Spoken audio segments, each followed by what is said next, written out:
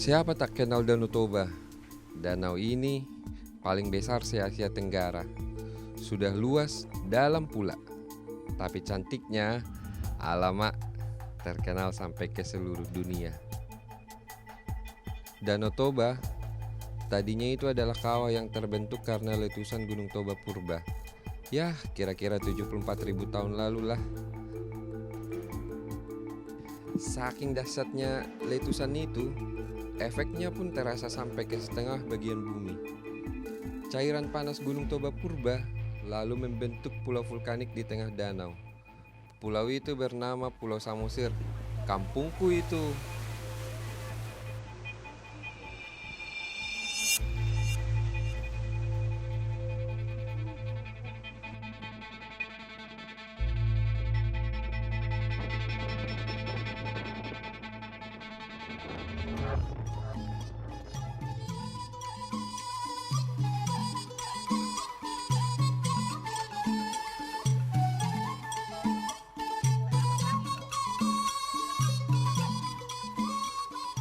Nama aku Wipan, marga aku Marga Manik. Aku ini asli orang Batak Toba. 3 tahun lalu merantau lah aku kan. Kuliahlah aku di Medan. Tapi tiap libur semester seperti sekarang ini pun pasti aku pulang ke kampungku menjumpai mamaku itu. Macam inilah suasana Parapat saat kapal feri siap berangkat. Banyak kali sudah antrian kapal nampak di sini. Penumpang feri tak cuma penduduk lokal. Banyak pula wisatawan yang ingin jalan-jalan menyeberangi Toba menuju Samosir.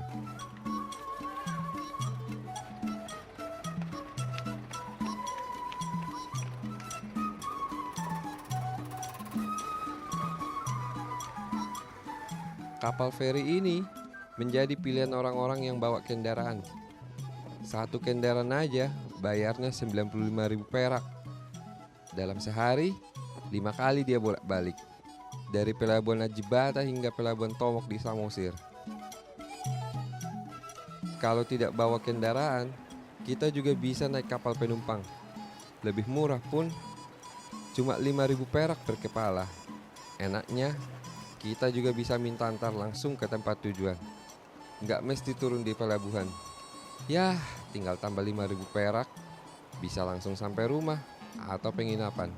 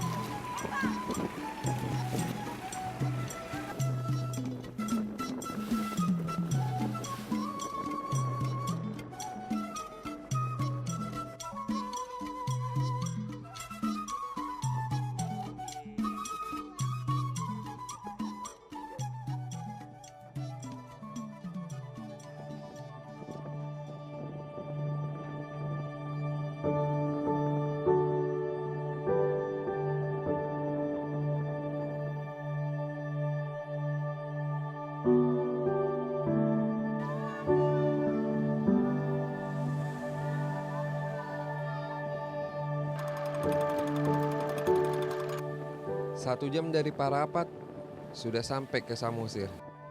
Ini dia pelabuhan Tomok, gerbang utama memasuki kampungku.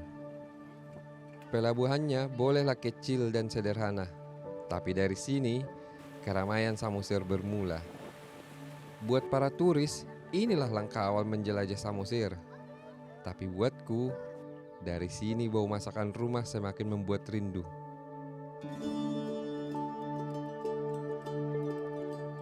Langsunglah aku terbayang arsik itu kan. Itu masakan, nikmatnya tiada dua. Apalagi kalau sudah mama yang buat. Tak sabar rasanya, ingin cepat-cepat sampai di rumah.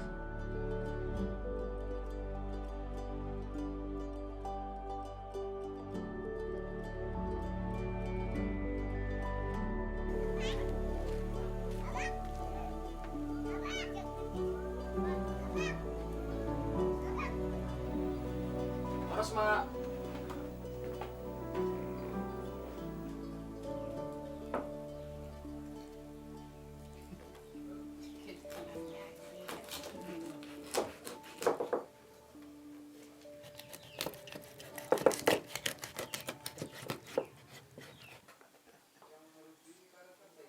Untuk acara Batak, biasanya arsik itu menggunakan ikan mas. Tapi kalau untuk makanan sehari-hari, kita biasanya makan arsik mujair. Kata mama, ikan mas itu sakral untuk adat kita. Menurut leluhur, dia itu ikan bersih karena hidupnya di air jernih. Filosofinya, orang Batak itu harus hidup seperti ikan mas, punya hati bersih dan pikiran jernih.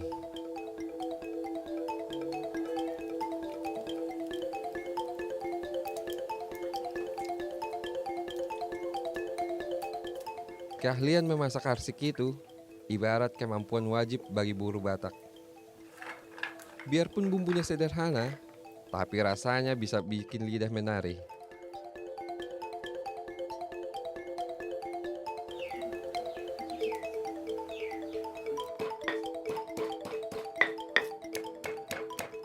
Ada satu rempah wajib orang Batak yang tak boleh ketinggalan untuk memasak arsik. Namanya andaliman. Inilah kunci kelezatan masakan Sumatera Utara. Ibarat kata, ini mericannya orang Batak.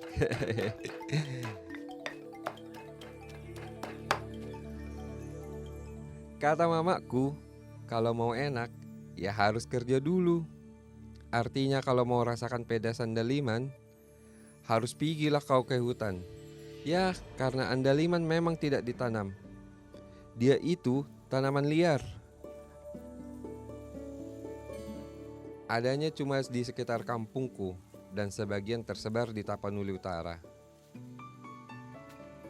Andaliman itu termasuk tumbuhan jeruk-jerukan. Aromanya, 3 jengkal saja jarak hidung kita dengannya. Bau jeruknya sudah terasa, segar kali bah. Andaliman ini banyak kali vitamin C-nya. Tapi yang paling penting, andaliman ini cocok kali untuk menambah nafsu makan. Paslah buatku.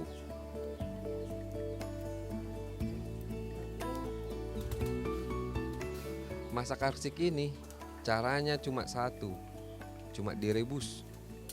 Tapi pastinya butuh kesabaran menunggu sampai ikannya betul-betul masak dan bumbunya meresap. Ya kira-kira 1 jam lah.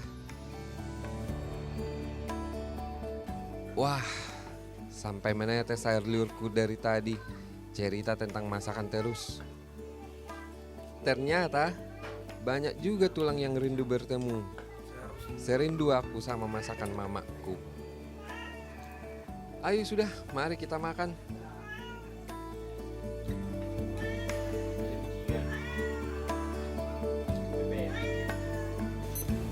Apa sekolah Mi?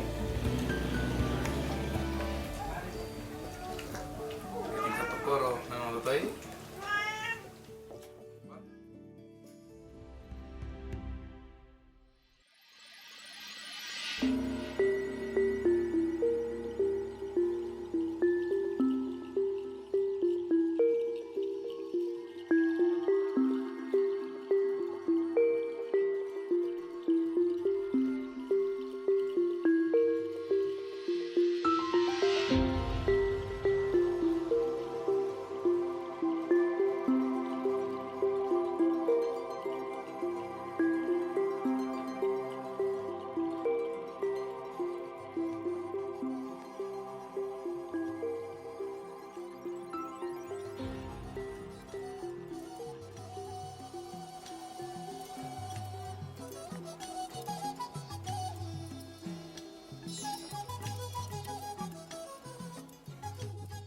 Pulau Samosir luasnya itu cuma 630 km persegi.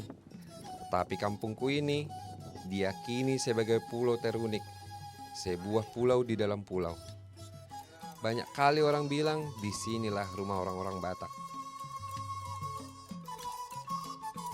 Soalnya di sini ini tempat lahirnya si Raja Batak, bapak semua orang Batak. Mardebata mulai jadi nabolon. Di puncak bukit inilah kita percaya awal mulana orang Batak ada.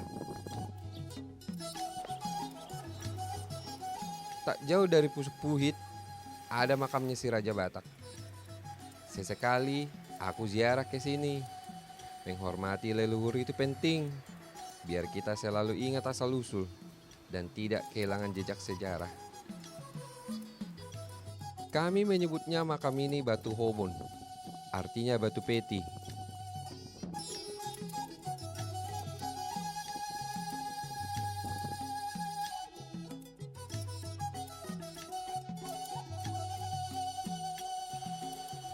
Di dalam Batu Hobon, katanya tersimpan juga harta kekayaan leluhur kita.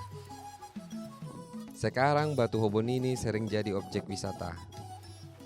Tapi awas, jangan macam-macam kau. Hormatilah keberadaan batu ini. Ini batu sakral buat kami orang Batak.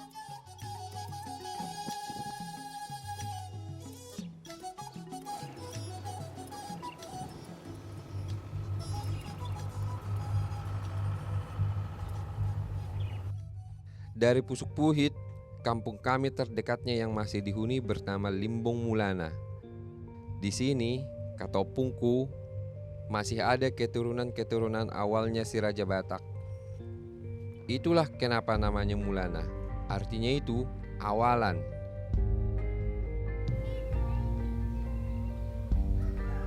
Menelusuri sejarah leluhur orang Batak Toba, memang kampungkulah tempatnya. 3 jam perjalanan dari Pusuk Puhit, bisalah tengok kampung Sialagan. Seingatku dulu, sejak kecil aku, kampung Sialagan ini sudah jadi objek wisata. Dulu namanya Kampung Ambarita, tapi setelah pemekaran kecamatan, bergantilah namanya itu kan. Ini kampung keturunan marga Sialagan. Di sini kita bisa lihat bukti kalau orang Batak kuno itu sudah kenal hukum.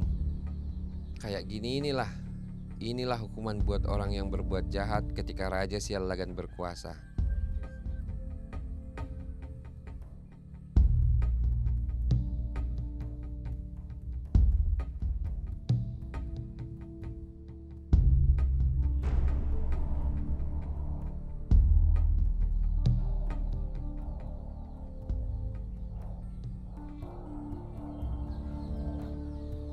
Raja Sialagan itu memang dikenal sebagai raja yang adil dan bijaksana.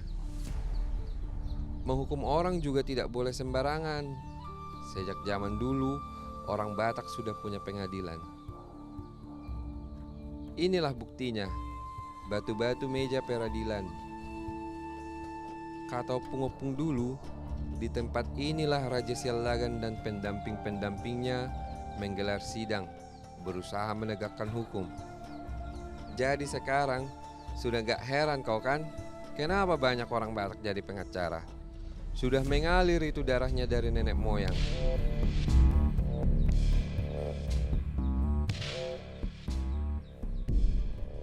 Kami orang Batak Toba adalah Batak paling tua dari semua suku Batak. Bukannya sombong aku, tapi kami masih pakai ini penulisan huruf Batak kuno. Aksara Batak sering juga disebut surat Batak. Tulisan nenek moyang ini sudah berkembang sejak abad ke-13. Zaman dulu, tulisannya masih di bahan-bahan yang gampang lapuk, seperti di bambu dan kulit kayu. Ini bukti bahwa leluhur kami punya kebudayaan dan peradaban tinggi sejak zaman dulu.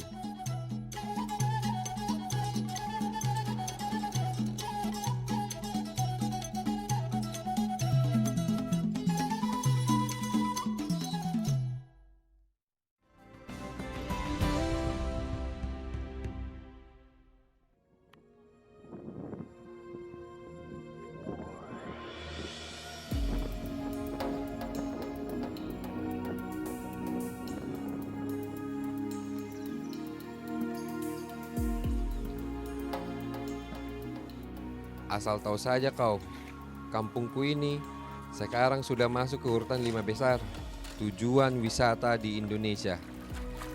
Turis lokal dan asing biasanya lebih suka datang ke sini untuk cari ketenangan.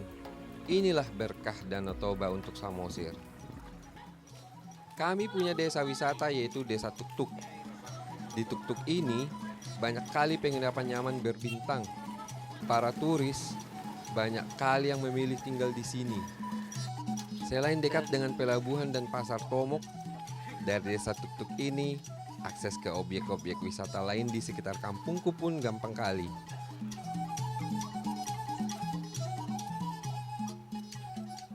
Kalau datang kau ke kampungku, wajiblah kau lihat tarian penyambutan kampung kami. Tari tortor namanya, khas tanah Batak. Dan pertunjukan boneka si gale-gale, lengkap dengan kerbaunya. Kenapa ada kerbau? Itu dia. Kerbau itu sakral buat kami. Tanduknya itu melambangkan kendaraan yang membawa manusia ke dunia arwah. Sedangkan badan kerbau menjadi lambang kesuburan.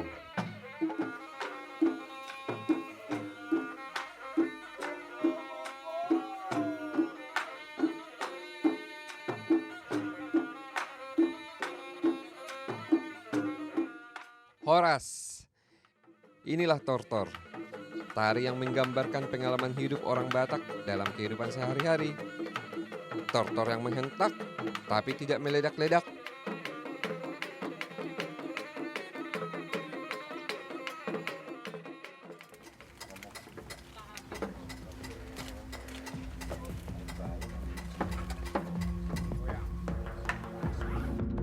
Nah, kalau ini tari si gale-gale, tari boneka kayunya ini. Dulu itu ada seorang raja yang cuma punya satu anak. Sialnya, anak raja itu kemudian meninggal karena sakit. Cerita mamaku, boneka kayu ini pun adalah hasil ukiran rakyat yang dipersembahkan untuk menghibur raja. Karena senangnya, raja lalu menamakan boneka ini si gale-gale. Raja juga memberikan seluruh kekayaannya untuk dinikmati semua rakyatnya.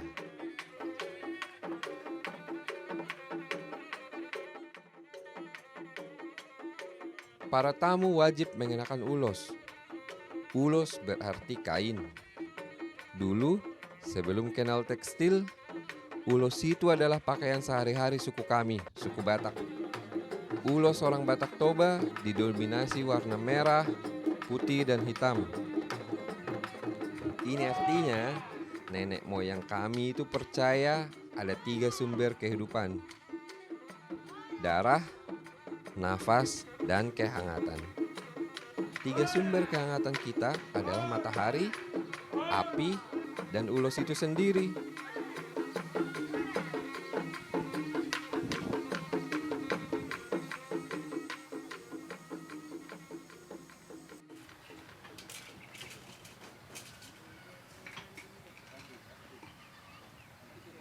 Jenis ulos pun macam-macam, tergantung keperluannya. Kini kebanyakan ulos digunakan untuk acara adat-adat saja. Ia menjelma menjadi barang simpanan yang berharga. Yah, maklumlah, ulos masih dibuat secara tradisional. Tidak semua orang menguasai keahliannya. Buatku, orang yang bisa bikin ulos itu harus disebut seniman, karena ia telah menghasilkan sebuah karya yang indah.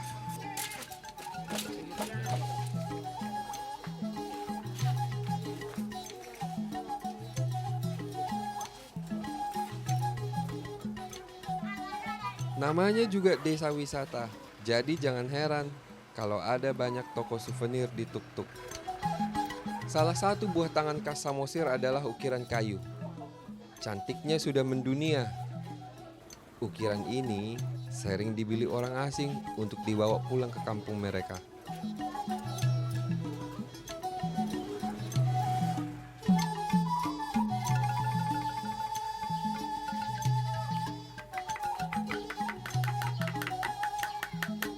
Sebenarnya, aku juga bisa buat ukiran ini. Di Medan pun, aku kuliah jurusan seni rupa. Buat kami, mengukir ini sudah bakat lama, turunan dari nenek moyang kami. Ukiran kayu khas Batak Toba seringnya juga dibuat jadi jaga dupak. Jaga dupak diyakini juga sebagai penjaga rumah kita. Selain itu, ada lagi motif gorga. Dari motif gorga ini bisa nampak nantinya garis keturunan silsilahnya, keluarga Batak Toba kami.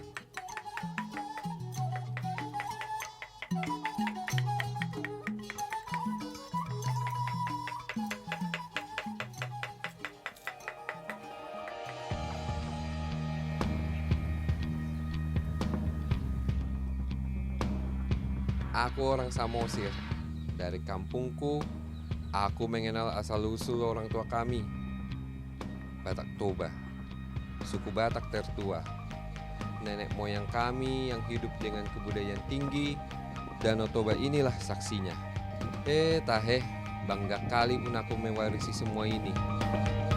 Di Samosir inilah harta berharga kami. Indonesia bagus.